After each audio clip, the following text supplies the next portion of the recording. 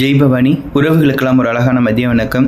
என் செல்வங்களே, ரொம்ப கஷ்டப்படுறீங்க. இந்த வாழ்க்கையில் வந்துட்டு நம்ம எப்படி வாழ போகிறோம், இந்த வாழ்க்கையை நம்ம எப்படி கடந்து வர போகிறோம், இந்த பிரச்சனைகள் வந்து நம்ம எப்படி சமாளித்து வரப்போகிறோம், நமக்கு எங்கே போனால் என்ன தீர்வு கிடைக்கும், எப்படி இந்த வாழ்க்கையில் நம்ம வாழ்ந்து எந்த மாதிரியான பிரச்சனைகளுக்கு யாரை பார்க்குறதுன்னு தெரியாமல் துன்பத்துக்கும் துயரத்துக்கும் மிகப்பெரிய ஆளாகி கண்ணில் கண்ணீரோட மனசில் மிகப்பெரிய வேதனையோட நீங்கள் எங்கேயாவது போனால் நம்ம பிரச்சனை சரியாயிடுமா, இங்கே போனால் சரியாயிடுமா, இவங்கள பார்த்தா சரியாயிடுமா, அவங்க நமக்கு ஒரு நல்ல தீர்வு கொடுத்துருவாங்களா, அந்த கோயிலுக்கு போனால் நமக்கு நல்லபடியான ஒரு பதில் கிடைச்சிடுமா அப்படின்ட்டு நீங்கள் திசை தெரியாத காட்டில் விட்டது போல் நீங்கள் ரொம்ப பரிதவிச்சு வேதனைப்படுறீங்க.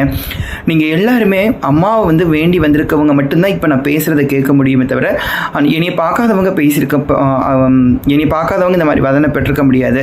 அப்போ என்னையை பார்த்துட்டீங்க, நம்ம கோயில் அம்மாவை பார்த்துட்டீங்க அப்படின்னா ஒரு விஷயம் சொல்கிறது நல்லா கவனிச்சுக்கோங்க. உங்களுக்கு வரக்கூடிய பேர் ஆபத்துகள்லேருந்து உங்களை கண்டிப்பாக அம்மா காப்பாற்றிட்டு இருக்கேன். ஆனால் இன்னும் நீங்கள் நல்லா இருக்கணும் அப்படின்னு சொன்னீங்கன்னா சக்தியம்மா சொல்கிறத கொஞ்சம் எப்பொழுதுமே கேட்டுட்டு நீங்கள் அந்த வழி நடந்தீங்க அப்படின்னீங்கன்னா உங்களுக்கு இந்த மாதிரி பிரச்சனைகளுக்கும் சிக்கல்களுக்கும் சீக்கிரமாக ஒரு முடிவு கிடைச்சிடும். பொறுமையாக இருங்க. மகிழ்ச்சியோடு இருக்கிறதுக்கு எல்லாரும் ஆசைப்படுறோம். ஆனால் மகிழ்ச்சிகள் வரணும்னா சின்ன துன்பங்கள்லேருந்து நம்ம வெளியில் வந்தால் தானே மகிழ்ச்சிகள் வரும்.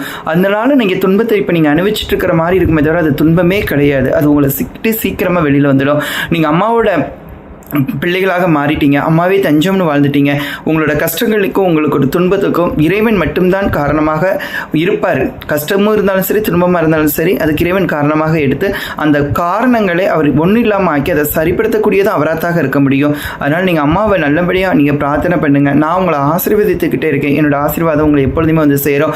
அதுக்கு நீங்கள் முதல்ல உங்களோட மனதை முழுமைப்படுத்துங்க. போதும், எனக்கு அம்மா இருக்காங்க அப்படிங்கிற ஒரு முழுமைப்படுத்துங்க. எல்லாமே உங்களுக்கு சரியாயிடும் குழந்தைகளே. நான் உங்களை ஆசீர்வதிக்கிறேன். துன்பம், துயரங்கள், கஷ்டங்கள் இதெல்லாம் தான் வெளியில் வந்து பணம், மனவேதனை, பிள்ளைகள், கணவன், குடும்பம், இதில் உள்ள எத்தனையோ வேதனைகள், ஒவ்வொருத்தங்களை சாரா ஒவ்வொரு விதமான பிரச்சனைகள் இருக்குது. இதிலிருந்து முழுமையான வெளியில் வந்துடுவீங்க. உங்களால் முடியும். நீங்கள் கொஞ்சம் பொறுமையாக மட்டும் அந்த பிரச்சனைகளை கொஞ்சம் அமைதியாக நீங்கள் விட்டுட்டு நீங்கள் நடக்க வேண்டிய காரியம் என்னவோ அதை பார்த்துட்டே இருங்க. எல்லா முடிவும் உங்களுக்கு நல்லபடியாகவே முடியும். என்னோட ஆசீர்வாதம் உங்களுக்கு முழுமையாக இருக்கும். கவலைப்படாதீங்க தங்கங்களே. ஏன் வருத்தப்படுறீங்க? நான் இருக்கேன்ல.